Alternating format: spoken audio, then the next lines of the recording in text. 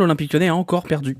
Encore perdu contre Lens, et on pourrait mettre ça sur le dos de la malchance, on pourrait dire oh 1-0 sur penalty, mais non, l'OL a été nul à chier. 4 à la suite, 13 points en 8 rencontres. C'est très laborieux, on va débriefer ensemble ce match puisque vous en avez besoin visiblement, ceux qui sont en direct sur Twitch ou ceux qui seront sur YouTube. Si vous êtes sur YouTube, pensez à lâcher un petit pouce bleu. Si vous n'êtes pas sur YouTube, pensez à aller lâcher un pouce bleu sur la vidéo YouTube qui sera présente d'ici 2-3 heures. Voilà, bienvenue à vous pour cet énième débrief de la dépression, cet énième débrief où on va encore pleurer. Merci à ceux qui ont suivi, qui se sont abonnés à la chaîne. Merci à Stan, merci Chastut, merci à vous tous de donner un peu de force. On va faire ce débrief-là. Je suis pas certain qu'on va beaucoup parler du match, vous voyez, parce qu'il n'y a pas grand-chose à en dire. Je vais vous afficher les stats un peu plus tard. Un match abyssal de l'Olympique Lyonnais. Rien à garder, rien à sauver, à part peut-être un Anthony Lopez. Des grandes soirées, ça n'a pas suffi. Ça aurait pu suffire à arracher un match nul. Merci à The Shockwave pour l'abonnement. Merci également Théo. Un OL qui aurait pu arracher un nul miraculeux.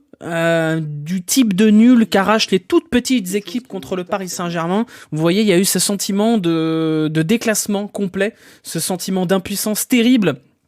13 points en 9 rencontres. Ouais, c'est ça. Merci Torque pour l'abonnement. Comment faire pour que l'Olympique Lyonnais sorte de ce déclin, de cette torpeur dans laquelle il est embarqué depuis maintenant combien de temps ?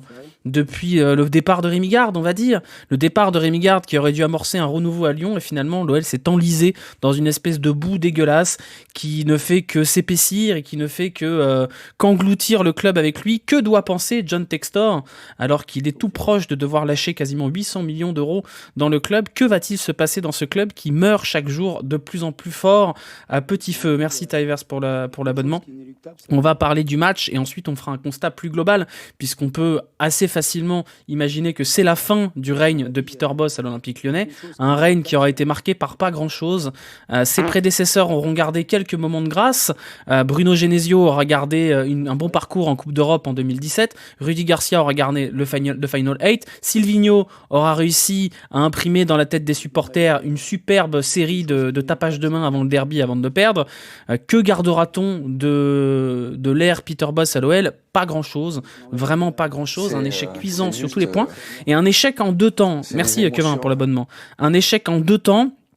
Un échec qui a commencé déjà, moi je mettrais ça à l'été 2021, quand il y a eu des micmacs de mercato et des micmacs de gouvernance, où déjà Peter Bosz était pas mis sur les bons rails pour réussir, et ensuite Peter Bosz est tombé dans une espèce de dépression profonde, dépression footballistique. Le football attractif offensif qu'il avait promis, on ne l'a jamais vu, même pas par bribes, même pas par quelques petits trucs, on s'est dit ah il y a peut-être quelque chose.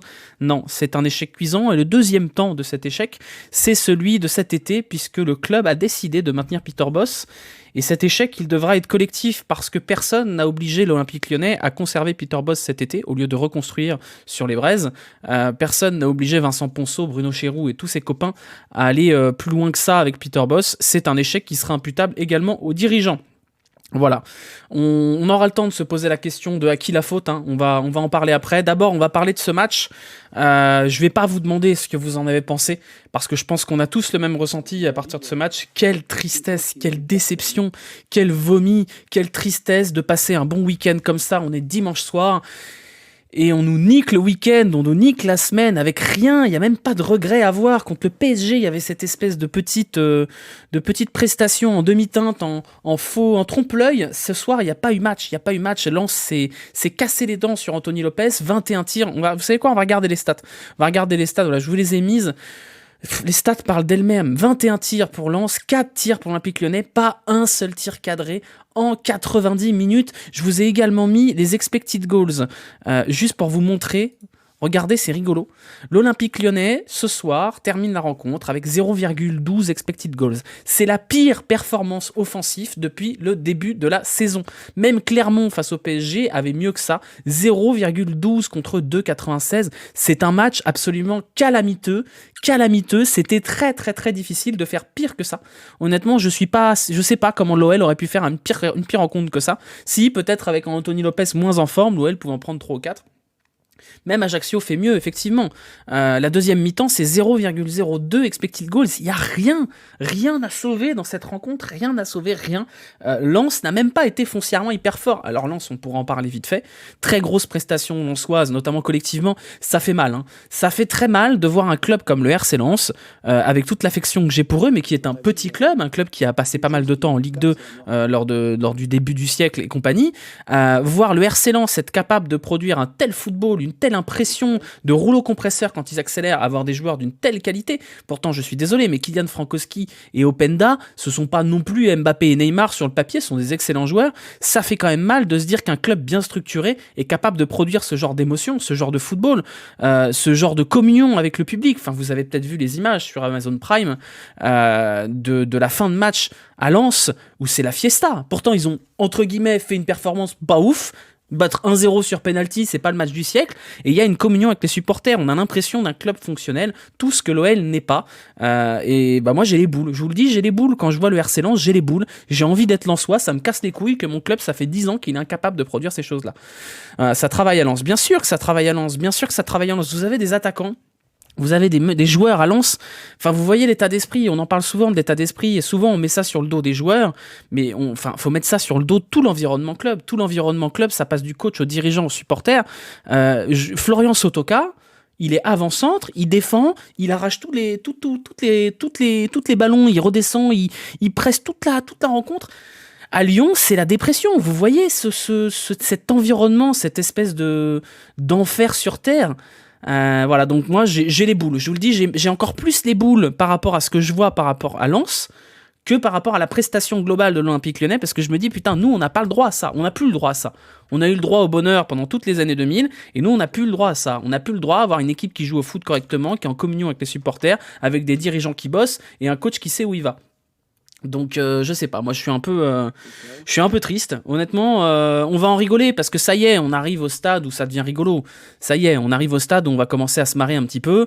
On est au fond du trou, l'OL est à 9 points de la 3ème place, 8 points de la 4ème place. La saison part sur des chapeaux de roue. On va jouer à Toulouse qui en a mis 4 cet après-midi.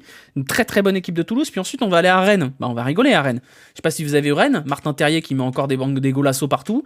Merci Vincenzo pour le 10e mois, merci beaucoup. Le constat, il est sans appel. C'est un échec, c'est une saison qui va probablement encore passer par la fenêtre. Rappelez-vous que Jean-Michel Aulas a dit que si l'OL terminait encore 8e de Ligue 1, il aurait démissionné bien avant. Je cite. Bon courage Jean-Michel, parce que ça risque d'être plutôt plus rapide qu'avant. Hein. Voilà. Quel est l'avenir à court terme de l'Olympique Lyonnais maintenant ? Il est à peu près sûr et certain que Peter Bosz va être limogé. La seule question, c'est quand ? Est-ce que ce sera tout de suite maintenant ? Est-ce que ce sera après l'échéance qui a été donnée avant la Coupe du Monde ? Moi, j'ai tendance à penser qu'en ce moment même, Aulas est en train de regarder le premier Thalys de la journée pour balancer Peter Bosz hors du Rhône.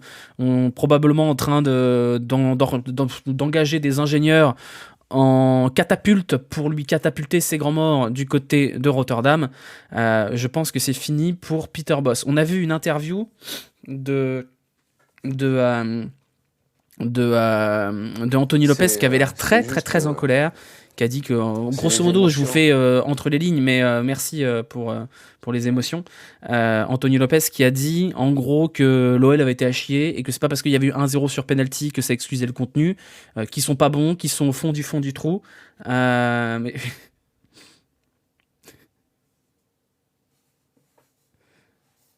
je suis en train de regarder. Zach qui a tweeté, j'ai l'impression que Zach est en train de péter un plomb. T'as les finances pour un licenciement. Baisse le son de la musique. D'accord, ça marche. Hop, on va faire ça. Pourtant, elle est pas forte la musique là. Elle est vraiment pas forte du tout. Hein. Bah, normalement, la musique est pas forte du tout. Faut tourner la page. On est plus. Le départ de Bosz sera acté avant l'officialisation de Textor. Je ne sais pas. Peter Bosz qui vient de dire qu'il ne se sentait pas menacé. Alors je sais pas ce qu'il lui faut pour se sentir menacé, notre ami Bosz. Mais là, j'avais même pas entendu. Bah oui, il y avait de la musique, d'accord. Je suis en dépression. Et bah moi aussi. Vous voyez, c'est compliqué. Non, faudra quand Peter Bosz va sauter. Ça va être rapide. Hein. Il faudra faire un grand post-mortem de tout ça et savoir à qui la faute. À qui la faute? Combien de temps l'OL va encore pouvoir se planquer sous les belles années, sous les bilans européens de coefficient UEFA de mes couilles? Peter Bosz va sauter incessamment sous peu. La question, c'est pas de savoir quel sera le prochain coach, parce qu'en vrai, on s'en fout du prochain coach. Dans cet environnement lyonnais, c'est impossible de réussir. On a compris, il y a des choses qui vont pas, il y a un environnement qui va pas, donc le problème est ailleurs, le problème est au-delà du coach. Je dis pas ça pour absoudre Peter Bosz de tous ses péchés, on va en parler après de Peter Bosz, et on fera un très beau post-mortem de Peter Bosz, parce que lui aussi s'est creusé sa tombe tout seul avec pas mal de choix absurdes, mais il faudra quand même se poser des questions. Il y a à peu près 1 an, l'OL s'est retrouvé dans une crise de gouvernance. Il y avait des conflits entre Juninho d'un côté et de l'autre côté Vincent Ponceau avec Bruno Chéroux dans ses papates. L'OL, à partir de ce moment-là, a fait son choix. Il aurait pu choisir de soutenir Juninho, qui était novice au poste, qui avait des difficultés en tant que directeur sportif parce qu'il est caractériel et parce que c'était sa première expérience en tant que directeur sportif. L'OL a choisi de balancer Juninho par-dessus bord. Pour faire le choix de Vincent Ponceau et Bruno Chéroux. Bruno Chéroux qui est arrivé du PSG avec une réputation d'énorme branleur, et Vincent Ponceau qui n'est pas un directeur du football, qui est un excellent gestionnaire, qui a déjà fait ses preuves en tant que gestionnaire des finances de l'OL, d'administrateur en gros. Et l'OL a fait son choix. Jean-Michel Aulas a fait son choix. Il a fait le choix de ces hommes-là. Ces hommes-là, donc il y a à peu près 1 an, il leur a donné les pleins pouvoirs. Il a sorti Bruno Chéroux du placard et il a donné les pleins pouvoirs à Vincent Ponceau. Ça fait 1 an. Le bilan, il doit quand même être tiré aussi au niveau des dirigeants. Depuis 1 an, que s'est-il passé à l'Olympique Lyonnais? On a eu une deuxième partie de saison de Peter Bosz qui a été calamiteuse. Ensuite, nous avons eu une vente de Bruno Guimaraes qui a été compensée par 2 recrues qui n'ont pas vraiment été au niveau. Nous avons eu la vente de Lucas Paqueta qui n'a pas été compensée non plus. Du côté du coach, on a confirmé le coach malgré sa prestation catastrophique parce qu'on ne voulait pas le licencier pour des raisons d'argent. Au niveau du mercato, au global, on n'a pas recruté de doublure à Malo Gusto. On a vu ce soir que c'était pas forcément une bonne idée vu la prestation d'Enrique. Nous n'avons pas recruté de défenseur central et on a vu ce soir que Thiago Mendes est encore calamiteux. Et heureusement, que Signali Diomandé a été plutôt pas mauvais ce soir, car sinon, si ça avait... Moi, j'ai reçu un DM avant la mi-temps d'un mec qui me disait alors Diomandé, il est pas si fort en gros. Et je lui ai répondu, moi je pense au match qu'aurait fait Damien Da Silva, vous voyez. Il y a eu aussi un autre choix qui est de ne pas remplacer Paqueta. On voit bien aujourd'hui que le rôle, l'espèce d'élément facteur X qui était Paqueta manque terriblement. Et ensuite, on a eu les échecs qui étaient la vente de Aouar et la vente de Dembélé. Donc globalement, si on tire le bilan du mercato lyonnais, nous avons 2 bonnes recrues que sont Le Penant et Tagliafico. On a un trou qui a été laissé par le départ de Léo Dubois qu'il fallait vendre peut-être, mais au moins en compensant son départ, parce que Saïd Koumbedi n'est pas prêt, très clairement. On a eu un confortement de Thiago Mendes en défense centrale. Nous avons eu un recrutement de Corentin Tolisso qui est quand même très fragile, plus Lacazette qui, certes, fait un début de saison plutôt correct, mais manque de leadership quand même. À un moment donné, il y a quand même un bilan qui est très lourd pour la direction sportive. Vincent Ponceau, il est là depuis, 3 ans, 2 ans, globalement, à la tête du club, à partager les pouvoirs soi-disant avec Juninho. Juninho, quand même, il faut se rappeler que quand il y a eu la question de remplacer Rudy Garcia, je me rappelle qu'il y a eu une shortlist. Cette shortlist, elle comportait plusieurs noms. Le premier nom dessus, c'était Christophe Galtier. Christophe Galtier n'a pas voulu venir à l'OL. Derrière, le choix de Juninho, c'était De Zerbi. Mais De Zerbi, il n'a pas pu venir à l'OL parce qu'il n'est pas francophone. Donc le club a fait un compromis et a choisi Peter Bosz, qui à l'époque, on pensait tous que c'était un bon choix. On s'est planté sur Peter Bosz. On a voulu y croire. Est-ce que c'est la faute des supporters de s'être planté en voulant croire à Peter Bosz? Non, encore heureux qu'on a accueilli Peter Bosz avec des éloges et qu'on a voulu y croire et lui laisser du temps. Non, c'est pas la faute des supporters. Est-ce qu'on a été naïf? Peut-être. Est-ce qu'on s'est un peu paluché sur Peter Bosz sur pas grand-chose? Oui, et sur ça, mea culpa. Maintenant, on va pas reprocher aux supporters de pas avoir défoncé un coach alors qu'on les a emmerdés en leur disant qu'ils avaient défoncé des coachs nuls avant. Le constat de base, c'est pas parce que c'était mieux avant que c'était bien avant. Et je pense que c'est très important quand même de garder ça en tête. Tous ceux qui disent que Genesio c'était mieux, que Garcia c'était mieux, oui, c'est vrai, c'était mieux. Est-ce que c'était bien? Est-ce que c'était au niveau de ce que doit être l'Olympique Lyonnais? Non. Donc ça n'enlève pas la décision qui est de changer ces entraîneurs-là. Genesio c'était pas suffisant, Garcia c'était pas suffisant, et Bosz c'est encore moins suffisant. Donc confondez pas le c'était mieux avant avec le c'était vachement bien avant. C'est pas exactement la même chose, hein. Ça avait quand même le goût de caca avant, ça avait moins le goût de caca, mais ça avait le goût de caca quand même. Voilà, pour les performances individuelles, parce que je vous vois là, vous voulez tomber sur Cherki, mais qu'est-ce que vous attendez? Qu'est-ce que vous attendez de Cherki dans ce marasme? Je vous dis pas qu'il a été bon ce soir. Il n'a pas été bon, Cherki, ce soir. C'est vrai, il n'a pas été bon. Et il aurait peut-être dû faire mieux. Sûrement qu'il aurait dû faire mieux. Mais vous attendez à quoi? Évidemment, vous traitez les joueurs qu'on demande comme si vous attendiez d'eux que ce soit Zidane. Si c'est pas Cherki, c'est qui ce soir? C'est Jeffrey Nedalid. Vous avez vu la rentrée de Jeffrey Nedalid? Vous pouvez me dire que c'était une plus-value par rapport à Cherki? Vous avez vu le match de Toko Ekambi ou même de Tété? Ok, Cherki, il n'a pas été bon ce soir. Mais est-ce qu'il a été nullissime comme certains? Mais c'est quoi du coup, le but, c'est quoi de dire ah alors Cherki, votre petit crack, il est pas si crack que ça. Mais vous attendez quoi en fait? Vous avez fait la même chose avec Cacré quand il a commencé à être en équipe première. On disait ah Cacré, ce serait bien qu'il soit en équipe première, et quand il est rentré, les premiers matchs de Cacré, c'était pas incroyable, c'est normal, c'était ses premiers matchs, et il y avait des mecs sur Twitter, eh bah Cacré, c'est pas un super crack, hein, vous êtes vraiment nul.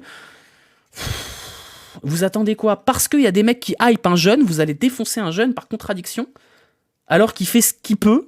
C'est-à-dire, c'est pas assez ce qu'il peut, mais il est pas honteux ce soir. Il est pas honteux. Il est pas bon, mais il est pas honteux. Par contre, quand je vois le match de Toko Ekambi, j'ai envie de me poignarder le cul avec une saucisse. Ça, c'est très clairement ça. Donc non, je suis désolé. Ryan Cherki, probablement qu'il doit faire mieux, mais je n'ai pas trouvé Ryan Cherki exaspérant comme il l'a été sur l'entrée par à côté quand il est rentré contre Ajaccio. Et évidemment que dans une équipe où tout le monde est en dépression et sous Prozac, malheureusement, Ryan Cherki n'est pas prêt et n'est pas encore au niveau comme Lucas Paqueta pour tirer tout le monde avec lui. Donc c'est un match décevant de Cherki. Maintenant, je vois pas trop l'intérêt d'aller dire ah bah Cherki est surcoté, vous avez dit que c'était un crack et qu'il sait être le sauveur, il est nul hein. C'est quoi l'objectif derrière ça? C'est quoi l'objectif derrière ça? Et vous voyez derrière, il y a quand même un mec qui a pris le brassard de capitaine ce soir, alors qu'il fait un match absolument calamiteux, et c'est comme ça depuis 5 rencontres. Et ça vous dérange moins? Ça vous dérange moins. Parce que vous trouvez qu'on est un peu dur avec Toko, vous allez vouloir vous faire la tête de Cherki parce qu'il n'est pas excellent. Et ça, c'est des comportements d'abrutis, je suis désolé. Sans parler du chute, effectivement. Voilà, donc bon, Cherki pourrait faire mieux. Après, si Tété sait contrôler un ballon, il peut faire une passe D aussi. Cacré, tu en penses quoi? Mais après, on va faire les performances individuelles après. Mais Cacré, non, c'est pas bon. Bien sûr que c'est pas bon, Cacré. Bien sûr que c'est pas bon, Cacré, que son début de saison est pas bon et qu'il y a un problème. C'est depuis son retour de blessure, on a l'impression que Cacré, ça va pas. Et ça fait partie des gros problèmes parce que Cacré, c'était un fluidifiant, c'était le WD-40 de cette équipe. Et là, Cacré, c'est très laborieux. Donc évidemment, pareil, c'est la même chose. Il y a des mecs sur Twitter, ah bah Cacré, il est nul, hein, vous avez dit qu'il était en équipe de France, et il est vraiment nul, Cacré, comme s'il avait pas fait le Final 8. Bah ouais, il est pas bon. Bah ouais, il est pas bon, et ça arrive des passages à vide, et toute l'équipe est pas bonne, et ça fait chier que Cacré soit pas bon. Mais vous voulez quoi à la place? Vous voulez quoi? Cacré a jamais été bon. Bah tu vois, ça par exemple, c'est une phrase de mec qui regarde pas les matchs. Parce que pour dire que Cacré a jamais été bon, c'est que vous avez un problème dans les yeux, faut aller chez l'ophtalmo très vite. Qu'est-ce que Cacré fait un bon début de saison? Non, il est pas bon, clairement. Mais pour dire que Cacré a jamais été bon, faut vous faire soigner les gars quand même, hein. Faut vous faire soigner. Après il est pas dégueu, il est dans le dur, ça reviendra. Ouais, ça va revenir. C'est quoi son palmarès? C'est quoi le palmarès de Cacré? Il a 22 ans. Et oui, excusez-nous, Maxence Cacré n'a pas gagné le Ballon d'Or à 22 ans. Non mais bref. Merci Julien pour l'abonnement. Bref, voilà, donc après, il y a cette espèce de logique de je vais casser du jeune de l'OL parce qu'il y a des mecs sur Twitter qui ont dit qu'ils avaient envie de voir les jeunes de l'OL. Ça, c'est vraiment un comportement de trou de balle, hein. Vraiment, ça... bouffer le milieu du Bayern tout seul. Il a 22 ans et joue à Lyon. Comment vous voulez qu'il ait un palmarès? Mais bon, bref. Ah bah c'est Cherki qui a pris une tatane dans la gueule sur l'équipe. Oh mais l'équipe, ils ont un problème aussi. Donc c'est Cherki qui a la pire note de l'OL contre... C'est pas possible qu'ils aient mis... Non mais... Incroyable. Ils ont mis 3 à Cherki. Bon, 3 c'est pas volé, mais bref. Barcola, je vois pas son talent par contre. À quand un appel au boycott massif? Mais les gars, on est déjà passé par ces sujets-là. On est déjà passé à le boycott, faut pas aller au stade et compagnie. C'est la même saucisse à l'OL depuis 6-7 ans. Les idées de boycott, il faut plus acheter de maillot, il faut plus aller au stade, c'était déjà comme ça en 2019. Ça fait 3 ans, bientôt 4 ans, que c'est la même saucisse à l'OL avec quelques moments de grâce à un moment donné, mais que le constat global, la courbe globale, elle fait comme ça, mais elle descend, hein, vous voyez, c'est le long déclin inexorable de l'Olympique Lyonnais, et ça a l'air de gêner personne. Donc je sais pas, honnêtement, moi aujourd'hui, je suis un peu triste parce que je pense très honnêtement que c'est l'OL le plus nul que j'ai vu de toute ma vie depuis que j'ai 30 ans et j'ai jamais vu un OL aussi nul. C'est l'OL le plus triste et le plus inoffensif et le plus à chier que j'ai vu de toute ma vie. Et comment on en est arrivé là? On en est arrivé là avec des années et des années d'alerte, des années et des années de déclin inexorable qu'on a passé sous le tapis, sous l'autel des qualifications en Coupe d'Europe, sous l'autel des on a fait demi-finale d'Europa League. Mais voilà, aujourd'hui, je pense qu'on est au fond du trou du côté de l'OL. On est sur un OL qui a pas le niveau pour faire top 5. C'est-à-dire que cet OL-là, s'il fait top 5, c'est un miracle, vraiment. On est censé quand même viser la Ligue des Champions. Je vous dis pas qu'on vise le titre. Le problème de l'entraîneur qu'on va nous mettre, Mehdi Noël, c'est qu'on va garder exactement le même joueur. Bien sûr, mais c'est autre chose. Non mais oui, bah, là pour le coup, M The Shockwave, je suis d'accord avec toi. Le problème de cette OL, c'est qu'on vise le financier et qu'on en oublie le sportif. Et que malheureusement, quand les autres clubs ont des idées, nous on n'en a pas. Enfin, vous voyez, comparé avec les clubs qui réussissent aujourd'hui, alors on va pas parler de Rennes parce qu'ils ont beaucoup de moyens, on va pas parler de l'OM non plus, mais si on compare avec les clubs qui ont à peu près les mêmes pouvoirs que l'OL, Lens est un très bon exemple. Lens est un club qui a pas beaucoup d'argent, beaucoup moins que l'OL, et qui arrive à s'en sortir parce qu'ils ont des idées. Regardez l'effectif de Lens, c'est parce qu'il y a un projet sportif que Seko Fofana reste. C'est parce qu'ils ont envie de jouer au foot là-bas. Lens, c'est à des années-lumière du budget de l'OL, et pourtant ils ont des idées, et ça leur permet de survivre. Il n'y a pas besoin d'avoir beaucoup d'argent. Quand vous achetez Jeffrey Nadalid pour 25 millions, est-ce que c'est une bonne idée? Vous voyez? Et quand vous achetez Toko Ekambi pour 15 millions, est-ce que c'est une bonne idée? Il n'y a pas de cellule de recrutement, il n'y a pas d'idée. Mais bien sûr que c'est pas comparable. Bien sûr, Matt, je te dis pas que c'est comparable à Lens. Je te dis, je compare à des clubs qui sont pas, qui ont je compare pas aux clubs qui peuvent se permettre des déficits. Rennes a moins de budget que Lyon. Alors Rennes a moins de masse salariale, mais ils ont plus de budget transfert, ça c'est sûr. Gira valait ce prix à sa sortie d'Angers. Je suis pas d'accord. Je suis pas d'accord. Même Romain Fèvre, au final, on a pensé que c'était une bonne idée, Romain Fèvre, mais dans le projet sportif, est-ce que c'était bon?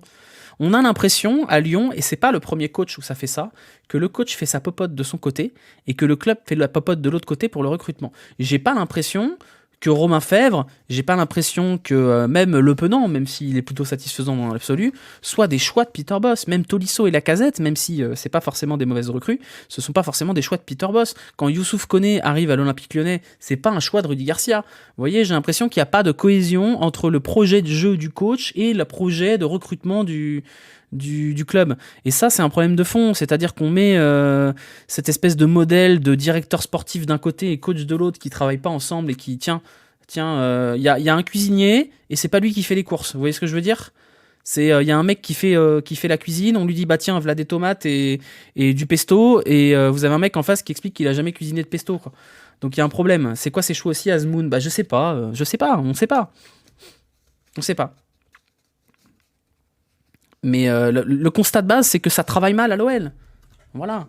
Si on fait la pyramide, ça part d'en bas, les joueurs, c'est pas suffisant, l'état d'esprit est défaillant, le niveau technique est défaillant, parce qu'on peut critiquer le coach, on peut critiquer les dirigeants, mais à un moment donné, on a des joueurs sur le terrain, ils ont pas envie d'être là, ils ont pas envie de jouer, enfin, ils sont complètement dépressifs, il y a pas une passe qui arrive, ils sont nuls à chier, enfin, faut dire les choses comme elles sont. Ce soir, Tété, Toko Ekambi, même Lacazette, Cacré, c'est Enrique, c'est dramatique au niveau technique. Et encore une fois, vous allez pas me dire ah mais on n'a pas assez de joueurs assez forts. Regardez l'effectif de Lens. Ce sont des joueurs moyens qui sont transcendés par un bon coach et un bon projet de jeu.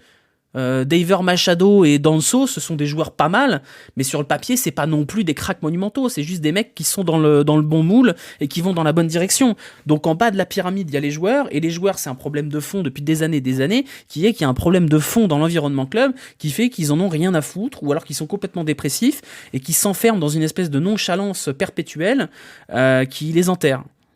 Donc déjà, il y a le bas de la pyramide qui va pas, ensuite il y a le deuxième étage de la pyramide qui est le coach. Ça fait combien de coachs que ça va pas à l'OL? Si on inclut Genesio dedans, ça fait Genesio, Silvino, Garcia, Boss. Ça fait 4. 4 coachs que ça va pas. 4 coachs qu'il y a les mêmes problèmes d'irrégularité, les mêmes problèmes de fond de jeu qui n'existent pas. 4 coachs qui sont incapables de développer la moindre identité de jeu et qui s'en remettent aux exploits individuels, et oh surprise, quand il n'y a plus d'individualité, ça ne fonctionne plus. Donc quand est-ce que ça va s'arrêter? Donc ensuite on monte en haut de la pyramide, et là on arrive aux dirigeants, notamment aux dirigeants en dessous d'Olas. Donc Juninho, on a dit c'est sa faute, regardez il est méchant avec tout le monde, Juninho casse-toi. Bon bah Juninho qui est cassé, ça n'a pas changé grand-chose. Pourquoi je change de couleur en fonction de... Juninho on a dégagé, en faisant croire aux supporters que c'était lui le problème. Visiblement c'était pas lui le problème, c'était pas Juninho le problème. Donc voilà, derrière on nous a mis Ponceau. Attendez, je fais ma balance des blancs. Ponceau, qui nous explique qu'il est directeur du football alors qu'il a jamais bossé dans le football, et Bruno Chéroux, le grand directeur sportif aux multiples références, qui était planqué quand il était au PSG, qui a été foutu au placard à Lyon à tel point qu'ils l'ont quand même balancé jusqu'à Seattle pour s'occuper des meufs, et qu'on nous a sorti du placard pour dire tiens, allez hop, c'est quoi les idées de Bruno Chéroux? Rappelez-vous ce que disait Sabrina en fin de saison dernière sur les Space. Sabrina, elle disait ok Tolisso, ok Lacazette, super, mais du coup elles sont où les idées dans ce mercato-là? C'est quoi les idées? Tagliafico, c'est pas une mauvaise idée, mais Tagliafico, c'est un international argentin. C'est pas une idée, Tagliafico, c'est une opportunité. Tolisso et Lacazette, pas beaucoup d'idées, hein. C'est pas des mauvaises idées, mais c'est pas des idées, c'est facile à trouver, hein. Il y a juste le Penant. Le Penant, c'est une bonne idée. Mais derrière, ils sont où? Elles sont où les recrues? Elles sont où les petites perles? Elles sont où les petits, les petits mecs sympas qui coûtent pas très cher et qui sont super forts? Malassia, c'était une idée, mais ça a pas marché. Le latéral droit de 3, oui, Youssouf Koné, bref. Et le Penant, ça vient de Caveglia. J'allais dire Kavenaghi. C'est Caveglia, ouais. Qu'est-ce qu'il fout, Bruno Chéroux? Qu'est-ce qu'il branle? Donc voilà, et encore une fois, le Penant, c'est super. Franchement, c'est super. Mais à un moment donné, l'Olympique Lyonnais peut pas mettre sur les épaules de Le Penant la réussite du club. C'est pas possible. C'est pas possible. Le Penant, il jouait à Caen en Ligue 2 l'été dernier. Comment ça se fait que Le Penant soit titulaire indiscutable dans cette OL? J'adore, hein, Johan Le Penant. Mais c'est pas normal. C'est pas normal. Johan Le Penant, il devrait pas être en mesure d'être titulaire indiscutable dans cette OL. C'est qu'il y a un problème de fond. Donc voilà. Et tout en haut, on a le chef, le grand gourou de Dessine Charpieu, l'empereur intercommunal du sud lyonnais, qui est Jean-Michel Aulas. Et Jean-Michel Aulas, il va encore nous faire des contrefeux à base de 40 titres en 20 ans, nous mettre les meufs sur le même plan que les mecs pour nous faire croire que tout va bien au club. Mais c'est quoi la suite? C'est quoi la suite? Vous voyez, c'est quoi? Combien de temps ça va encore durer, ce déclin? Combien de temps avant que l'OL fasse un grand ménage? Dans n'importe quel club, dans n'importe quelle entreprise, un tel merdier, ça a des conséquences. Il y a des mecs qui sautent, il y a des mecs qui s'en vont. Combien de temps ça va encore durer? Aujourd'hui, l'OL a le niveau d'un 6e, d'un 7e, d'un 8e de Ligue 1. Avec le budget qu'on a, avec les infrastructures qu'on a, et c'est normal, et personne ne s'en émeut. Faut foutre le bordel. Une situation comme ça à l'OM, ils seraient en train de tout brûler. Et d'ailleurs, ils ont déjà tout brûlé dans ces situations-là. Et on va rien dire. Et les mecs au stade, ils vont rien dire. Et les supporters, on doit rien dire. On doit être docile et tout ça, parce que sinon, on est des mauvais supporters. Combien de temps ça va durer encore? Parce que Aulas, il est encore là pour 3 ans. Hein. Est-ce que John Textor va changer quelque chose? Moi, je suis pas sûr. Voilà, donc à qui la faute? La faute à tout le monde. La faute à tout le monde. Une chose est sûre, c'est pas la faute des influenceurs de tribunes sur les réseaux sociaux et compagnie. Rappelez-vous quand même, hein, il y a une époque, on a essayé, il y a des gens qui ont essayé de nous faire croire, et le club était parmi ces gens-là, que l'OL était nul parce qu'il y avait des mecs qui les critiquaient sur les réseaux sociaux. Vous vous rappelez de cette période-là bénie? Vous vous rappelez de ce thread d'un zinzin à 4h du matin qui expliquait que le problème du club c'était Zach Nani et Serious Charlie? Ils ont quand même essayé, hein. Ils ont quand même essayé à ce moment-là de nous faire croire que c'était ça le problème. Et il y en a qui ont cru ça. Il y en a qui ont cru. Et pour vous dire, moi j'ai commencé à douter un jour. Je me suis dit, putain, ouais, c'est vrai. Ça se trouve, ils lisent nos tweets. Et c'est à cause de ça qu'ils sont dépressifs sur le terrain. Je vous jure, à un moment donné, je me suis posé des questions. Je me suis dit, ouais, ça se trouve, Cornet, tu lui as bousillé le moral. Ça se trouve, Toko Ekambi, il va sur la page de Serious Charlie sur Twitter et il pleure. Et puis bon, non, j'exagère un peu, mais à un moment donné, je me suis dit, ouais, ils ont peut-être raison, ces gens-là, peut-être qu'on a une influence négative. Puis il y a eu l'émission avec Zach, et l'émission avec Zach, j'ai rencontré Gusto et Cacré, qui avaient absolument aucune idée de qui j'étais. Vous savez quoi? Ils savaient pas qui j'étais. Ils savaient à peine qui était Zach sur Twitter. Et vous savez quoi? Tant mieux, parfait, très bien. Ah, donc bon, il y a des mecs qui ont réussi à faire croire ça, quoi. Que à cause de 2-3 tweets, les mecs n'arrivaient pas à mettre un pied l'un devant l'autre. Alors que quand Arsène Wenger était critiqué Arsenal, il y avait des banderoles jusqu'en Australie. Vous vous rappelez pas ça? Quand il y avait 6 draps avec marqué Genesio d'émission dans Lyon et c'était un drame pour Aulas. Donc voilà, merci Killer pour le Prime. Les joueurs ils regardent pas Twitter. Mais non, ils regardent pas Twitter, ils regardent pas Twitch. Ils s'en foutent. Ils s'en foutent. Ceux qui ont réussi à se faire embobiner le cerveau pour croire que les gens comme moi ou Zach, on a un impact sur les morales des joueurs, mais vous fumez quoi? Enfin. Des Puel autres. Non mais Puel, il y a eu des PQ sur sa maison. Enfin bon. Ça va être de la varme. Ils regardent pas Twitter. Ils regardent pas tous Twitter, en tout cas. Voilà, Martin Terrier rigole. Bah, Martin Terrier, il est parti de Twitter et ça lui a pas posé problème. Donc voilà, il y a un constat d'échec qui est terrible. On a fait 40 minutes là-dessus. Et on va peut-être parler du match maintenant. Parler des notes. Les gens ils regardent même pas de contenu foot. Ils en ont rien à branler. Ils savaient même pas qui était Willou. Hein. Ils s'en foutent. Voilà. Donc je sais pas. Où va finir l'OL? Ouais, j'avais noté ça là. Vous voyez, j'ai un petit carnet là. Un petit carnet où je note mes questions qu'il faut que j'aborde. Où va finir l'OL cette saison? C'est quoi la suite selon vous? C'est quoi? C'est Peter Bosz qui saute et du coup c'est quoi la suite? Qu'est-ce qui peut se passer à l'OL?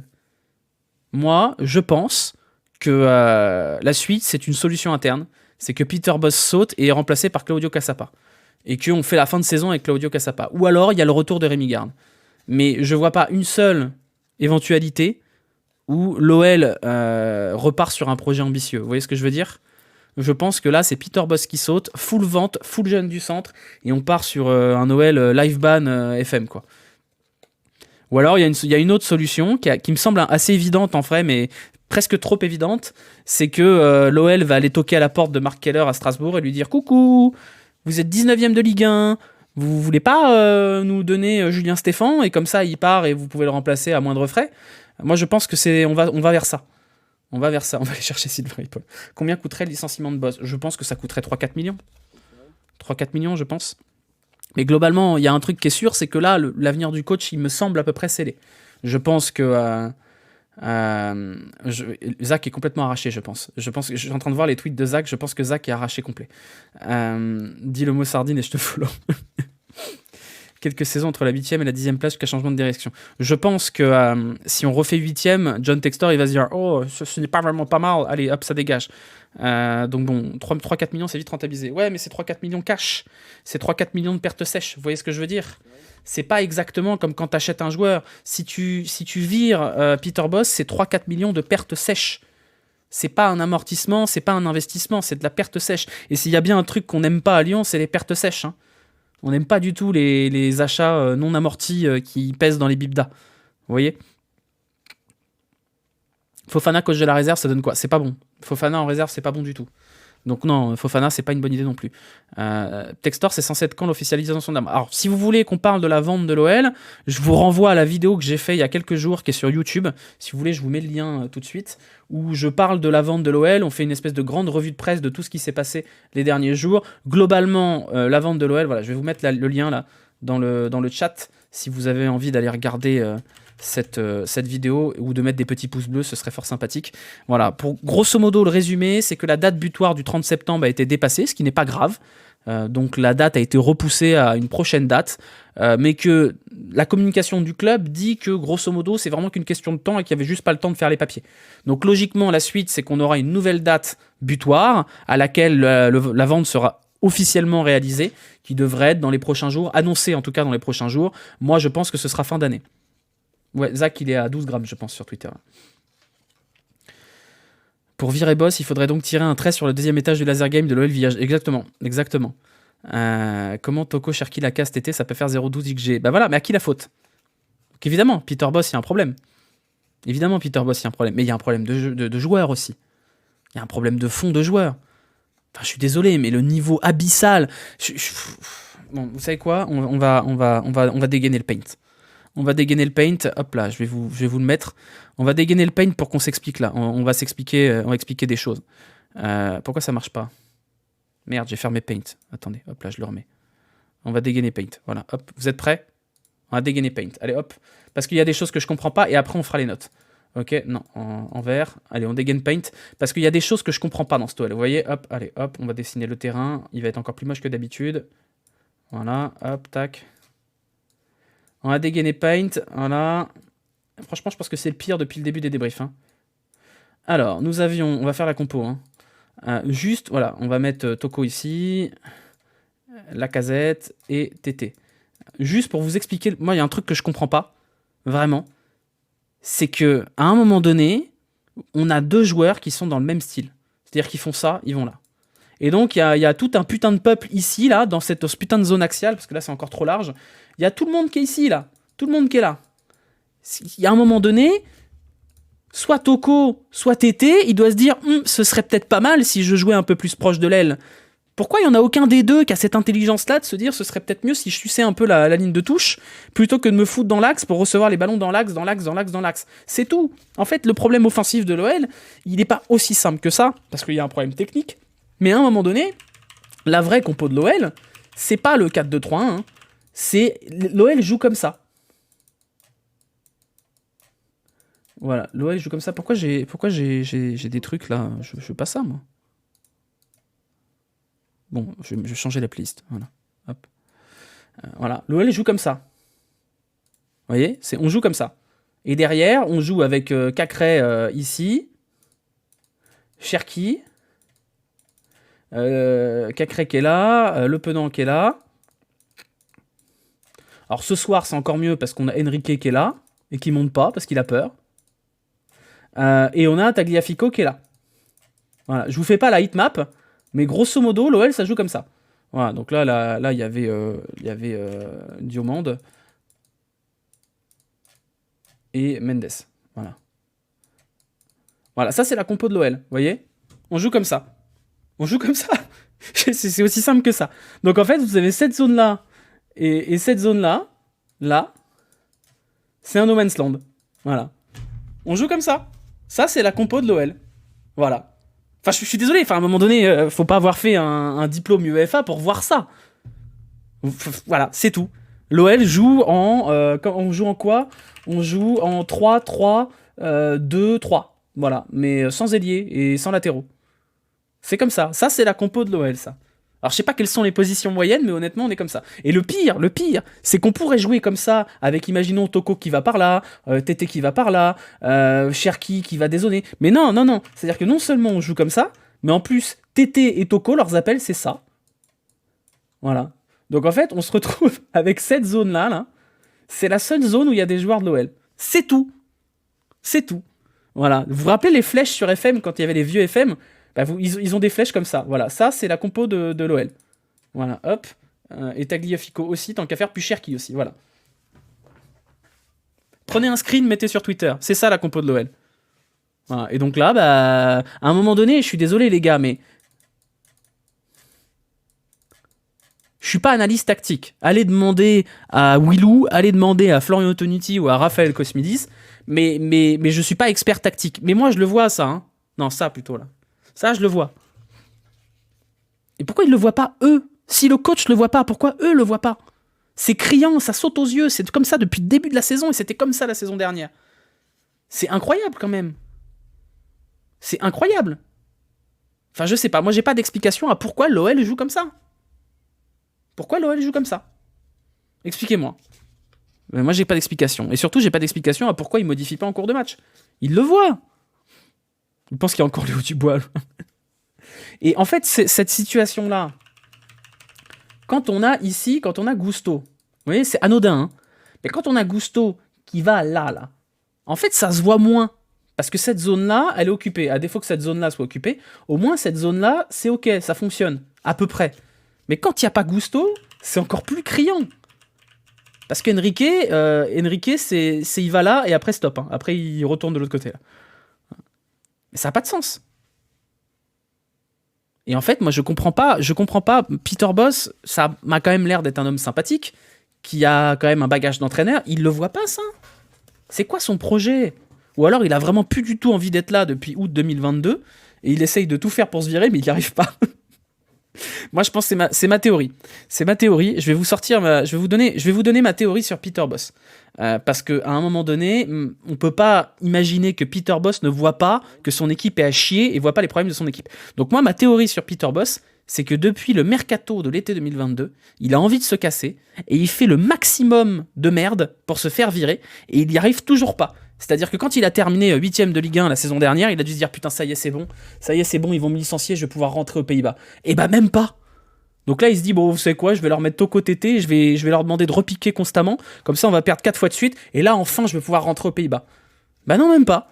Donc je sais pas, peut-être qu'il faut qu'il aille chier au milieu du rond central du Groupama Stadium pour réussir à enfin se faire virer, mais il n'y arrive pas. Donc voilà, je pense que c'est la théorie du complot, c'est que Peter Bosz essaye de se faire virer par tous les moyens et que l'OL est trop radin pour le dégager. Ouais, c'est ça. Prochaine étape, c'est l'abandon de poste pour toucher Pôle emploi.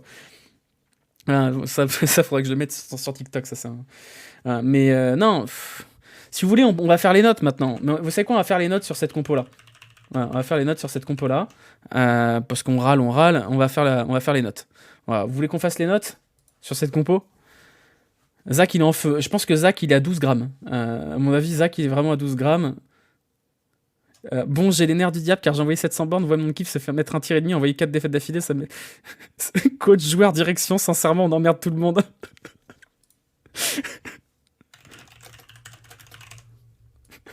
Il est arraché complet. Il est déchiré complet. Alors, Lopez, oui, bon, Lopez, il peut rien faire, hein. Je veux dire, le penalty, c'est le penalty. En plus, il plonge du bon côté, il peut rien faire. Lopez, c'est le seul ce soir qui empêche que ce soit une terrible déconvenue. Lopez, c'est 8 ce soir. C'est le seul. Hein. Non, Diomandé aussi. Diomandé qui a fait un match plutôt solide. Diomandé, je vais lui mettre 6. Un 6 d'encouragement, parce que ça n'a pas été parfait en première période. Mais c'est un 6 d'encouragement pour Diomandé, parce que je l'ai trouvé intéressant au duel. Et c'est un match qui vaut 5, auquel on va mettre 6, parce que imaginez le match avec Da Silva à la place de Diomandé face à Openda à la fusée là. Imaginez Damien Da Silva contre Openda, déjà que Diomandé était pris de vitesse, alors que Diomandé c'est pas le plus lent, au secours. Mendes, c'est lui qui concède le penalty, puis il s'est fait massacrer dans les duels aériens, il s'est fait massacrer sur les duels en profondeur, c'est encore un match de merde, hein, Thiago Mendes, bravo à lui, encore une belle idée d'avoir converti Thiago Mendes défenseur central, les matchs se suivent et se ressemblent. Enrique, alors là, vraiment, je suis très surpris. Je tombe des nues, vraiment, je suis choqué. Qui aurait pu penser que Enrique, latéral gauche, avec aucune expérience en Europe ni en première division, ne soit pas performant en tant que latéral droit? Alors vraiment, les bras m'en tombent. Je comprends pas. Moi, j'étais persuadé qu'Enrique, ça allait être prime Dani Alves. Et bizarrement, non, c'est prime Mohamedou Dabo. Vraiment, je sais pas. Pourtant, on m'avait assuré que c'était une option viable et qu'il pouvait jouer des deux côtés. Je sais plus qui a dit ça, mais cette personne probablement y croyait elle-même, auquel cas il faut vite l'interner, là, c'est quoi, direction de Vinatier. Je comprends pas. Vraiment. Donc Enrique, match catastrophique, enfin évidemment, maintenant on va être un peu sérieux, match catastrophique, complètement à la rue, il n'est pas latéral droit, et la personne qui a décrété qu'Enrique pouvait jouer des deux côtés, c'est un détraqué mental, et il faut l'enfermer, ça suffit au bout d'un moment de prendre les gens pour des cons. Enrique, latéral droit, non mais qui a eu cette idée de merde? On n'est pas sur FIFA Ultimate Team, hein, il suffit pas de faire une carte changement de poste, et hop, c'est bon, hein. Cette personne avait bu dans le verre de Zach. Mais je crois que c'est Boss qui a dit ça. Enrique, latéral droit. Vous vous rendez compte quand même? Le déclassement de l'OL. Le latéral droit numéro 2 de l'OL, c'est un latéral gauche qu'on a recruté gratos à Vasco da Gama en D2 brésilienne. Il est gentil, Enrique, j'ai rien contre lui, et c'est un très bon dépanneur en latéral gauche quand il faut jouer 5 ou 10 matchs dans la saison. Mais là, il y a quelqu'un dans le club, que ce soit le coach ou les dirigeants, qui s'est dit Malo Gusto, 19 ans, ouais, Enrique en numéro 2, c'est bien. C'est bien, on joue pas de Coupe d'Europe, ça fera le taf. On en a marre, on n'en peut plus. 2. Voilà. Bon, Cacré Le Penant, Le Penant, c'est un peu pareil. C'est-à-dire qu'on sent le potentiel du gamin. Il dribble avec la tête haute, il a un bel abattement et compagnie, mais il est encore léger, c'est normal qu'il soit léger, Le Penant, c'est normal. Quand il joue sous pression, on sent qu'il lui manque un peu de bouteille, mais c'est normal, Le Penant. C'est normal, on va lui mettre 4, mais pareil, c'est un match qui vaut pas forcément 4, mais j'ai difficilement envie de blâmer Le Penant là-dessus, parce que Le Penant, c'est pas sa faute, il doit pas être titulaire à l'OL. Il est titulaire à l'OL, c'est un malentendu. Le Penant, il doit faire 15-20 matchs dans la saison tranquillou et se mettre en jambes pour les saisons prochaines. Mais il a rien à foutre titulaire à l'OL. Et qu'il soit au niveau pour être titulaire, c'est d'un côté un miracle, parce que ce mec-là n'a pas été recruté pour être titulaire directement à l'OL, et 2, une anomalie. C'est pas normal qu'un mec qui joue en Ligue 2 l'an dernier, c'est pas une Ndombele, vous voyez ce que je veux dire? Donc évidemment que Le Penant, il lui manque encore 1 ou 2 ans pour se renforcer, pour prendre de la bouteille, pour prendre du muscle, pour devenir un vrai joueur de Ligue 1. Et moi j'adore Le Penant, hein. Je veux dire, c'est pas du tout une critique de ma part, mais juste à un moment donné que Johan Le Penant se soit propulsé titulaire à l'Olympique Lyonnais, alors qu'il vient de Caen, c'est symptomatique d'un gros problème quand même. Donc évidemment que Le Penant, il a un énorme potentiel, et je pense que dans 1 an, même 6 mois peut-être, mais que dans 1 an, il y aura plus de débat possible, peut-être 1 an, 2 ans, mais c'est léger encore. C'est léger Le Penant. Le Penant, ça doit faire 15 matchs dans l'année maximum. Et Cacré, c'est le naufrage. Cacré, c'est vraiment le naufrage. Autant contre Paris, il avait été bon sans ballon. Avec le ballon, c'était très laborieux. Mais Cacré, ça n'a pas été bon du tout ce soir. Et il est dans la tornade, là. Hein. Il est dans l'œil du cyclone, Cacré. Il est en train de se faire lessiver par l'enchaînement des matchs. Peut-être un retour de blessure trop rapide. Merci, Dams, pour l'abonnement. Merci à ceux que j'ai pas remerciés pour les abonnements. J'ai raté Evi69. J'ai raté... qui j'ai raté dans les abonnements Julien, je t'ai remercié. Et Gamer aussi, je t'ai pas remercié. Merci à vous, ça fait grave plaisir. Ouais, non mais moi je dis courage aux deux. Cacré, je pense qu'il a besoin de faire un tour sur le banc, mais il peut pas parce qu'il y a personne. Et encore une fois, là aussi, il y a un défaut de mercato. Parce qu'on a fait le choix de garder Jeffrey Nadalid et de décider que Jeffrey Nadalid ferait partie de cette équipe première. Mais on va y venir après, on va y venir. Mais Cacré, ce soir, c'est 3. Tagliafico, j'ai pas d'avis sur le match de Tagliafico. Merci Calbo, merci beaucoup. Yahwar, oui Yahwar, merci Sogekon aussi. J'ai pas d'avis. Tagliafico m'a paru assez neutre. Pas mauvais, mais pas forcément bon non plus. Toujours très compliqué pour Tagliafico de bosser avec le pitre de service côté gauche. Mais voilà, neutre. La rédemption doit venir du prince Oussem, bien sûr, bien sûr. Cherki, alors ça va être le grand sujet, Cherki, voilà. Et je vous supplierai d'avoir une grille d'analyse nuancée pour Cherki, s'il vous plaît. Voilà, Cherki, il est pas honteux ce soir. Il est pas bon. Mais est-ce qu'il peut faire beaucoup plus?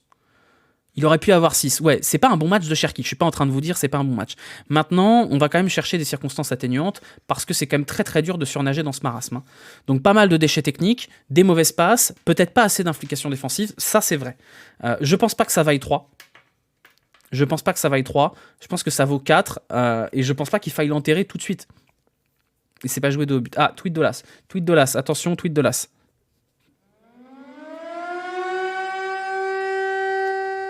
Qu'est-ce que nous dit Jean-Michel Aulas? Alors. Quand on veut tuer son chien, on dit qu'il a la rage. Les défaites ne sont pas révélatrices de nos qualités d'équipe, ni des options du staff. Il faut travailler et gagner enfin vendredi. L'OL est 7ème et le bashing nous affaiblit. Plutôt que de nous aider, soyons forts. Les défaites ne sont pas révélatrices de nos qualités d'équipe. Attendez, je vais vous la refaire. Qu'on se comprenne mieux. Je vous cite. Quand on veut tuer son chien, on dit qu'il a la rage. Les défaites ne sont pas révélatrices de nos qualités d'équipe.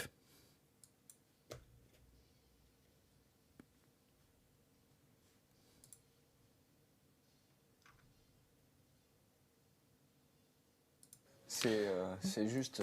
Je suis désolé pour ceux qui sont sur YouTube, vous n'aurez pas la musique, mais c'était la musique du cirque derrière. Voilà. Parce que la musique se coupe sur la VOD. Bon, ça, en vrai, on sait ce que ça veut dire. Ça veut dire au revoir, Peter Boss. À bientôt. Enfin... En vrai, il faut qu'on en parle quand même. Il faut qu'on en parle parce que c'est cette communication-là aussi qui pose problème à l'OL. Vous voyez, ça fait combien d'années qu'on a cette communication de crise-là? De « Oh, c'est pas si mal, on n'est pas encore trop loin. Oh, on n'est que 7ème, ça pourrait être pire. Oh, mais il faut pas nous critiquer parce que ça met pas l'équipe dans le bon sens. » T'es une entreprise, l'Olympique Lyonnais, c'est lui qui l'a dit. Il a dit l'Olympique Lyonnais, c'est une holding de divertissement. Olas a dit l'Olympique Lyonnais, c'est une holding de divertissement, et il parle aux gens comme s'il fallait soutenir, comme si t'étais à Daronne. L'OL, il est le 7ème de Ligue 1 à 9 points de la 3ème place, et il faut pas critiquer parce que c'est pas très gentil de critiquer. Mais combien de temps ça va durer encore cette communication victimaire de vous êtes méchants parce que vous n'êtes pas des bons supporters? Déjà, Hugo Guimet, il n'est pas supporter, Hugo Guimet, il est journaliste, mais ça va pas bien. Et on va continuer encore. Pourquoi continuer de le follow? Je le follow pas, Je le follow pas, mais à un moment donné, la communication d'Olas, elle fait partie de la communication du club, on peut pas passer à côté. Ça fait partie du discours du club. Donc vous pouvez pas dire « Oh, vous avez qu'à pas lire les tweets », je suis désolé, ça fait partie de ce qui se transmet de la gestion de crise du club. Et la gestion de crise de l'OL, c'est toujours la même, c'est-à-dire « Ouin, vous êtes méchants, c'est à cause de vous, les méchants, qu'on n'est pas fort ». C'est pas possible d'avoir cette communication de crise. C'est pas possible, ça marche plus. Charlie, t'es négatif, il nous reste 29 finales pour revenir. Voilà. Mais ça aussi, c'est un vrai problème de fond. Et en plus, Aulas dit ça alors que, je cite, Anthony Lopez a dit on n'a rien montré, on ne mérite rien, et Cacré a dit encore une fois on ne fait pas un bon match, on doit faire beaucoup mieux quand on est l'OL. Donc les joueurs eux-mêmes te disent qu'ils ont été nuls à chier, et derrière t'as Aulas qui dit les défaites sont pas méritées. Stop, stop, stop, stop, stop, on n'en peut plus, je vais faire comme Mohamed Eni. Je comprends Mohamed Eni. Avant, Mohamed Eni, il avait commencé, il faisait comme moi, enfin en tout cas moi je fais comme lui, il faisait des débriefs dans sa bagnole. Vous vous souvenez, il était avec son téléphone, il posait son téléphone dans la bagnole, il disait oui, on a été nuls, on a été nuls. Et après, il s'est radicalisé et il a pété des télés. Mais moi je comprends Mohamed Eni, je comprends pourquoi il cassait des télés. Moi aussi j'ai envie de péter mon écran plat là. Je le comprends, j'en peux plus, j'en peux plus, j'en peux plus. Ah, je vais me faire engueuler par les voisins. Mais... C'est un enfer, hein. C'est un enfer. Il se passe quoi avec Aouar? Alors Aouar, visiblement, il n'a pas trop le droit de jouer au foot parce qu'on lui a proposé une prolongation et qu'il a refusé. C'est ce qui a été dit. Aulas, on lui a proposé 2 ans de prolongation pour pas qu'il parte libre. Il a dit oh je sais pas. Et du coup, on lui dit bon bah tiens casse-toi. Voilà, bref, trouve un sponsor télé, let's go, sponsor Philips. Non mais je comprends le sentiment de détresse qui a emmené Mohamed Eni à péter ses télés. Ouais. Fais-le Charlie. Non, au secours. Tiens, on a les notes de l'équipe, mais on n'a pas fini les nôtres. Hein. On n'a pas fini les nôtres, donc on va les finir quand même. Alors, on finit les notes. Lacazette, Toko, Tété. Toko, Tété. Vous savez à quoi ils me font penser, Toko et Tété? Il y a une époque à Lyon, il y avait Cornet d'un côté et Traoré de l'autre. C'était des poulets sans tête, ils couraient comme ça, on a l'impression qu'ils couraient, vous savez, comme dans FIFA là. C'était les chicken wings, moi j'appelais ça les chicken wings parce que c'était les poulets sans tête sur les ailes. Bah, j'ai l'impression qu'on a chicken wings le retour avec Toko et Tété là. Les deux sont complètement cons, les deux sont incapables de faire autre chose que de repiquer, d'essayer de frapper. Ils sont nuls et ça continue comme ça. Donc les deux, tu leur... Ouais, on va mettre 2 et 2, voilà, 2 et 2, ça fait 4 à 2, c'est pas mal. Au moins ils couraient, ouais c'est vrai. Ghezal, tu nous manques, non, alors quand même pas. C'est les Chicken Twins, ouais, c'est ça. Et Lacazette, c'est pas un bon match. C'est pas un bon match, mais implication défensive qui sauve un peu la rencontre, mais c'est pas un bon match. C'est pas un bon match. Voilà, donc Lacazette, 3 ou 4, allez, 3,5. 3,5 pour Lacazette. En vrai, Cherki, j'ai peut-être envie de lui mettre 3,5 aussi. Cherki, 4, c'est quand même un peu généreux. Bon, on va quand même mettre 4. Voilà, Peter Bosz, on va pas le noter, mais Peter Bosz c'est 0 ce soir, hein, c'est de la merde. L'attitude de Lacazette est dramatique. Il a l'air résigné de Lacazette. Hein. Il a l'air résigné. Et il y a un truc dont je voudrais qu'on parle, parce que pour moi c'est très grave, et c'est révélateur de beaucoup de choses. Je voudrais qu'on parle quand même de cette sortie de Lacazette. Parce qu'il y a 2 choses qui sont très graves pour moi. Déjà, il sort Lacazette. Pourquoi tu sors Lacazette? Pourquoi tu sors Lacazette pour mettre Barcola? Il y a un truc qui m'échappe là-dedans. Et la deuxième chose qui me choque profondément, et vous allez dire qu'on s'attarde sur les détails, c'est comme les chaussures vertes et compagnie, mais pour moi c'est hyper révélateur. Tu donnes le capitanat à Toko Ekambi, qui a fait chute aux supporters. Contre le PSG, il est sorti en marchant. Il est nul. Il respecte pas le club et visiblement pas ses partenaires non plus. Et il a le brassard de capitaine. Ce sont des petites choses, hein. Ce sont des petits détails. Mais pour moi, ça veut tout dire. C'est-à-dire qu'à un moment donné, c'est encore un coup de poignard, quoi. Qu'est-ce qu'il a fait, Toko, pour mériter le capitanat? Moi, j'aimerais qu'on m'explique. Parce que normalement, un brassard, ça se mérite. Qu'est-ce que Toko a fait, que ce soit sportivement ou humainement, pour mériter le capitanat de brassard? Et pour moi, ça, c'est très grave. Et c'était déjà grave quand c'était Marcelo qui l'avait. Et ça, c'est très grave. Donc moi, ça accrédite ma thèse que Bosz fait tout pour servir. Hein. Je suis désolé, mais je trouve que le capitanat de Toko, c'est bien la preuve qu'il veut vraiment se faire virer. Donc je sais pas. Il y a un truc qui m'échappe. Je sais pas dans quel monde Toko Ekambi peut se retrouver avec le brassard. Ça m'échappe complet. Vraiment. Même d'un point de vue total. Ouais, non mais même pas ça. Déjà le capitaine en attaque, ça me choque aussi, honnêtement. Il est leader de vestiaire. Ben oui, mais le fait que Toko, avec sa mentalité et sa performance, soit leader de vestiaire, c'est un problème. Il prend combien s'il se fait virer? Je pense qu'il prend entre 3 et 4 millions d'euros. Donc voilà, pourquoi pas Tagliafico comme capitaine? Parce qu'il parle pas français et qu'il vient d'arriver. Mais ça me choque. T'as Lopez sur le terrain, t'as Cacré et tu donnes le brassard à Toko. Enfin, il y a un truc qui m'échappe. Il y a un truc qui m'échappe complètement là-dessus.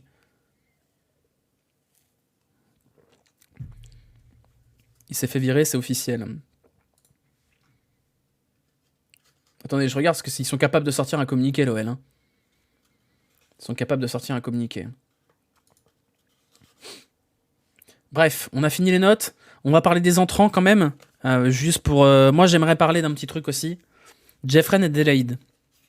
J'ai rien contre Jeffrey Adelaide. Attention, les pires saloperies commencent par cette phrase-là. Hein. Mais il va falloir combien d'entrées pour qu'on se rende compte que c'est peut-être fini le football de haut niveau pour Jeffrey Adelaide? L'OL a fait un communiqué? Non, c'est un faux. C'est un faux. Vous vous faites avoir par un fake, je pense. Je pense que vous faites avoir par un fake, comme d'habitude. Hein. Non, il n'y a pas de communiqué, vous êtes fait avoir. On n'a rien contre l'homme. Oui, alors on n'a rien contre l'homme, mais à un moment donné, pourquoi c'est Jeffrey Nalid qui rentre? À un moment donné, il faut quand même remettre les choses à plat et repartir de zéro. Et le problème, c'est que si on repart de zéro, il faut donner la chance aux joueurs qui montrent qu'ils ont envie d'être là. Et Jeffrey Nalid, aujourd'hui, je suis pas sûr qu'il apporte plus dans cet effectif qu'un Momo El Arouche, qu'un Florent Sanchez, ou des mecs comme ça. On a El Arouche qui fait une super prépa, qui s'arrache, qui est performant, et on lui préfère Jeffrey Nalid parce qu'il faut amortir le... Enfin, l'OL a une politique sportive de gestionnaire de PME, et c'est problématique. C'est problématique. On a acheté Jeffrey Nalid, il faut l'amortir sur 5 ans, donc on va le faire jouer pendant 5 ans, qu'importe ses performances. On a acheté une voiture, on va l'amortir sur 5 ans, donc même si elle roule pas, on va quand même la prendre pour aller au taf. C'est un problème de fond, c'est un problème de gestion. C'est vraiment une gestion d'entreprise et ça commence à bien faire. Combien de temps ça va encore durer? Combien de temps ça va encore durer là? Ça suffit de rouler en Laguna alors qu'il y a des Clio Turbo sur le banc là. Non, bref, voilà. Bon, on a fait un bel état des lieux de tout ce merdier. On a fait les notes. Qu'est-ce qu'il nous reste à faire à part... on a envie d'aller pleurer, c'est ce qu'on va faire. On a envie d'aller pleurer, c'est ce que je vais aller faire. Qu'est-ce qu'on va faire? On peut faire des pronos sur quand est-ce que Boss va se faire virer.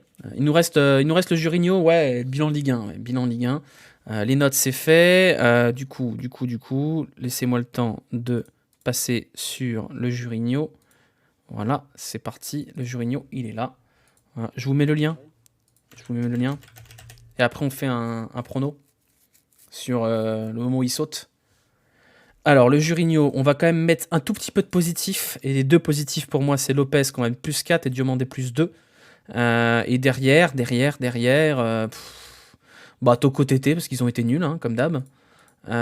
Toko TT, bon, on va leur mettre moins 5. Hein, parce que vraiment, c'est catastrophique. Et derrière, Mendes ou Cacré.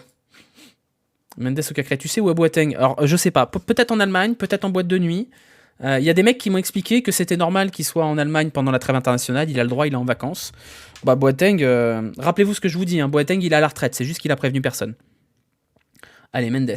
Thiago Mendes, moins 4. Tac, voilà. Le Junior, c'est fait. Mendes sort péno et pas été mauvais. Faut que tu regardes le match alors, Chris.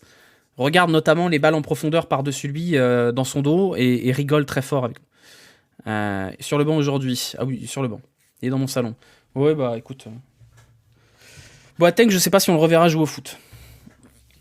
Je pense que on le reverra pas jouer au foot, surtout que Diomandé a été plutôt bon. Je pense que le fait que Boateng soit 4ème option défenseur central, à égalité avec Da Silva, ça en dit long quand même.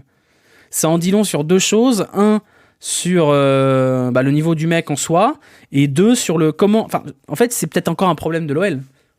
Boateng, quand il est arrivé, il était pas nul, puis il a sombré comme tout le reste. Il a peut-être compris que l'OL, c'était le Club Med. Peut-être que c'est ça le problème de fond. Peut-être que le problème de fond de cet OL, c'est que c'est le Club Med depuis des années et que les joueurs, ils arrivent, puis ils se rendent compte que c'est le Club Med et ils foutent plus rien dès qu'ils s'en rendent compte. Peut-être que Boateng, c'est ça. Peut-être que Romain Fef, c'est ça. Peut-être que tous ces mecs-là, ils arrivent, ils se disent, je vais faire de mon mieux, puis ils se rendent compte que c'est le Club Med dans les vestiaires et ils branlent plus rien. Et ils se rendent compte, peut-être que Boateng, il s'est rendu compte qu'il pouvait ne rien foutre, faire genre il est blessé, rentrer en Allemagne pendant la semaine et que personne l'emmerde. Peut-être. Tolisso revient quand? On sait pas. Normalement bientôt, il était en reprise. Et on va quand même repenser à... Attendez, je vais aller vous retrouver ça. Je voudrais qu'on reprenne un truc. Non, on n'a pas la séquence. Il y a quand même Bruno Chéroux, j'aimerais qu'on se rappelle d'une séquence de Bruno Chéroux qui dit que l'Olympique de Marseille, grosso modo, alors il dit pas l'Olympique de Marseille, mais il dit que certains clubs doivent être jaloux de notre mercato. Rire, hein, ça tape. Donc l'autre, non seulement il branle rien, mais en plus il se permet de taunt les adversaires directs alors qu'on était le 1er juillet. À quel moment ce mec-là, il est encore en poste? À quel moment il est encore en poste? C'est quand même incroyable. Combien de fois les mecs vont pouvoir être nuls sans se faire virer? Enfin, j'aimerais quand même que l'OL, on est sur un club coté en bourse, qui se comporte comme une entreprise, de l'aveu même de son président, c'est une holding de divertissement, dont le football est un vecteur. À quel moment cette entreprise fonctionne avec des nullards qui restent en poste? C'est quand même incroyable. Dans n'importe quelle boîte, t'es viré, dans n'importe quel club, t'es viré. Donc voilà, moi je suis... plus que le sportif, moi ce qui m'inquiète, c'est la mentalité globale de cette entreprise qu'est l'Olympique Lyonnais. Visiblement, être nul, c'est pas grave, puisqu'on a été fort avant. Être nul, c'est pas grave tant qu'on est encore à portée, si tout va bien, des moins nuls. Donc voilà, Chirou il tue le club, même les Fénines, c'est mort avec lui. Y a rien qui va, hein. Y a rien qui va. Donc bref, voilà, on a fait 1h10 de débrief, c'est quand même pas mal. On va faire un petit point sur le classement quand même, histoire de mettre le dernier clou dans le cercueil. Alors, hop là, le classement de Ligue 1. Alors, les résultats de ce week-end, parce qu'en plus les résultats de ce week-end, ils sont pas sympas, hein. Ils sont vraiment pas très gentils. Je vais vous les montrer, je vais vous les afficher incessamment sous peu. Puisque tous les concurrents directs, enfin les concurrents, les supposés concurrents de l'OL ont gagné. Tous. Donc on va reprendre ça dans l'ordre. Voilà, hop.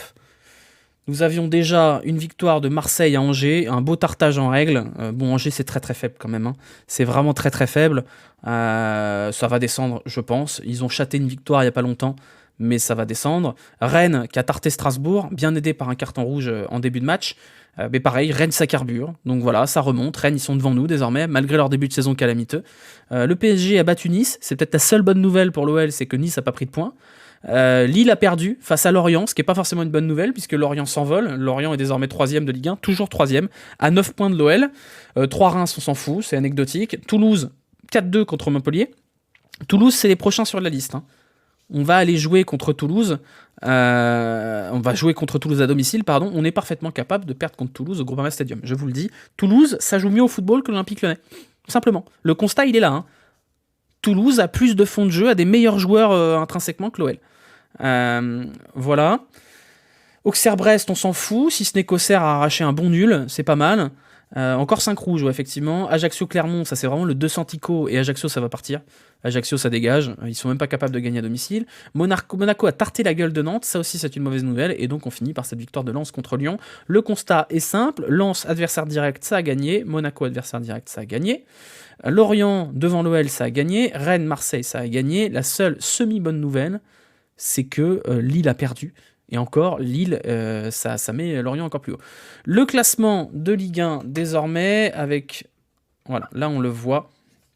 Pour vous montrer quand même, bon, le PSG à 25 points, c'est anecdotique, on s'en branle.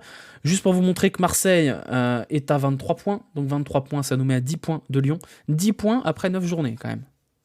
Voilà, c'est tout. Ça vous fait rire. Voilà, 10 points après 9 journées.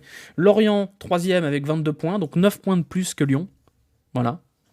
Ça vous fait rire. Et Lens, du coup, avec la victoire de ce soir, qui se retrouve avec 8 points d'avance sur Lyon. Il va falloir aller les chercher, hein. Pour ceux qui rêvent encore d'un podium de l'Olympique Lyonnais, alors déjà, j'admire votre optimisme. 8 points quand même, hein. 8 points. Derrière, Monaco a pris le large, 4 points d'avance pour Monaco. Et Rennes, du coup, qui, après un début de saison calamiteux, on s'était même permis de se moquer de Genesio, et sur un rythme plutôt tolérable, maintenant avec 15 points. Juste pour vous donner un ordre d'idée de comparaison, Lyon a autant de points que Clermont, et un seul de plus que Montpellier, 2 de plus que 3. Il faut quand même se rendre compte que si Toulouse gagne, Toulouse passe devant Lyon, la semaine prochaine. Donc voilà, à un moment donné, les gars, la vérité, elle est là, hein. En bas de classement, Ajaccio, ça va descendre fissa. Strasbourg, c'est une catastrophada complète. Et derrière, bon bah c'est Brest qui est surprenant. Je pensais pas Brest aussi nul que ça. Nantes très décevant aussi. Je continue de penser que c'est Auxerre, Angers, Ajaccio et du coup probablement Reims qui vont descendre. Mais voilà, il y a 4 descentes. Mais Lyon, si on est à peu près réaliste, je pense pas qu'on ira chercher Lens parce qu'ils sont beaucoup plus forts, tout simplement. Donc pour moi le podium il est déjà acté. Ce sera PSG Marseille et derrière ce sera soit Lens soit Monaco. Et si jamais il y a un retour de flamme ou si jamais l'OL se redresse, peut éventuellement aller chercher une 4ème ou une 5ème place. Au maximum. Au maximum. Mais vous rigolez avec le maintien. Mais il n'y a que 6 points. Hein. Il y a plus de points entre Lens et Lyon qu'entre Lyon et Brest. Vous vous rendez compte quand même? Vous vous rendez compte du constat là? Lens, ils ont 8 points de plus que Lyon, et Lyon a 8 points de plus que Strasbourg. Voilà, donc aujourd'hui, le paquet devant là, il est beaucoup plus loin de Lyon que le paquet de derrière. Hein. C'est aussi simple que ça. L'écart entre Ajaccio et Lyon, c'est l'écart entre Lyon et Lorient. C'est limpide, hein. Je veux dire, on va pas vous faire un dessin plus facile que ça. Donc le train est parti devant, ça c'est clair, il n'y aura pas trop d'excuses. Hein. Il y a un motif d'espoir pour Lyon, mais alors tenez-vous bien, hein, le motif d'espoir, tenez-vous bien. C'est que Lyon va jouer Rennes et Lyon va jouer Marseille. Il y a un monde, un petit monde, un tout petit monde, auquel je ne crois absolument pas, où Lyon bat Rennes et où Lyon bat Marseille, et à ce moment-là, il y a peut-être de retour dans le match. Mais qui y croit? Vous y croyez, vous? Parce que moi, j'y crois pas. Moi, j'y crois pas. J'y crois plus, en tout cas. Et c'est peut-être la seule chance de Lyon. La seule chance de Lyon, c'est qu'il y a des adversaires directs à aller battre. Maintenant, aller battre Rennes, alors que chaque année, ils nous tartent la gueule, moi, j'y crois zéro. Voilà, bienvenue, c'est les bisounours. Non, mais le problème, c'est que, tu vois, on rigole, Minignan. On rigole, Minignan, mais cette logique-là que je fais là, cette espèce d'exercice que je fais là, de si on bat Rennes et si on bat Marseille, c'est pas si mal, c'est littéralement la ligne de défense de l'OL dans sa communication. C'est ce qui t'explique, Olas. Olas explique qu'on n'est que 7ème et que si jamais on gagne 12 matchs sur 12, on peut encore être en Ligue des Champions, donc il faut pas critiquer. Et cette logique-là, elle est appliquée depuis des années. Donc voilà, donc on va continuer à faire ça, et puis quand on va perdre contre Rennes, on dira « Ah non, mais attendez, il y a un match retour, on est qu'à 3 points si on bat Rennes, etc. » et que c'est comme ça qu'on devient nul et qu'on finit 8ème. Voilà, donc le constat de base, c'est que déjà, on va probablement se faire tarter la gueule par Toulouse à domicile, et ensuite on va bien rigoler. Moi, je serais pas surpris que Peter Bosz saute demain. Il y a un autre tweet de Olas, encore. C'est la panique, hein. Un autre tweet de Olas. Non, il n'y a pas de nouveau tweet de Olas. Bref. Voilà pour le débrief de cette semaine. Il est 1h, il est quelle heure? Il est minuit 10. On va s'arrêter là tranquillement. Hop, je vais repasser en plein écran. Ce sera évidemment en replay sur YouTube. Je vous invite à aller vous abonner à la chaîne et à mettre des petits pouces bleus. Ça m'aide beaucoup, ça m'aide vraiment beaucoup. Je vous répète toujours la même chose. Ceux qui sont sur YouTube, mettez des pouces bleus jusqu'au bout, mettez des commentaires. Ça référence de ouf la vidéo et ça fait pousser les abonnements, ça fait pousser le référencement. Il n'y a que ça qui compte, hein, les gars. Hein. Il n'y a que ça qui compte. Je préfère que vous me mettiez des pouces bleus sur 10 vidéos plutôt que vous lâchiez un abonnement. Il n'y a que ça qui compte. Donc vraiment, pensez à ça. Petit nocturne après. J'ai pas le temps.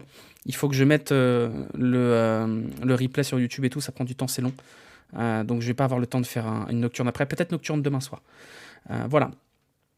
Fin de ce débrief. On se retrouvera du coup vendredi soir, parce que le match contre Toulouse c'est vendredi. Ce sera un débrief un peu à l'arrache, parce que je serai où vendredi? Je serai à Côme. Je serai à Côme en Italie.